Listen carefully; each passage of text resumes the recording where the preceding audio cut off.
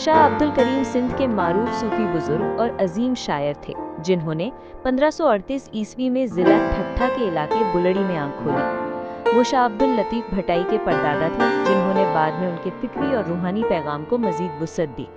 शाह अब्दुल करीम का सालाना उर्स हर साल 3 से 7 ज़िल-क़ैद को बड़ी अकीदत और एहतराम से मनाया जाता है। इन दिनों में बुलड़ी शरीफ में मेला सजता है, जहां रंग बिरंगी सकाफती एशिया की खरीदो फरोख्त के लिए बाजार आबाद होते हैं। लोग यहां से सिंध की रवायती एशिया बतौर तोहफा खरीदते हैं। उर्स की रात को एक रूहानी रस्म सामा मुनक्किद की जाती है, जो इस मज़ार की खास पहचान है।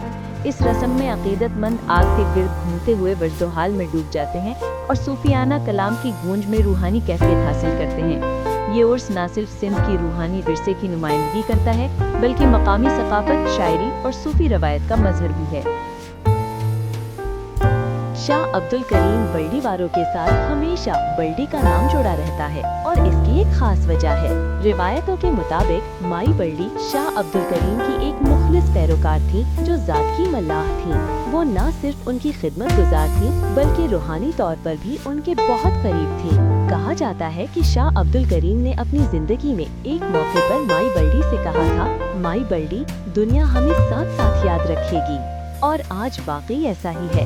जब भी शाह अब्दुल करीम का जिक्र आता है, माई बल्डी का नाम भी साथ लिया जाता है।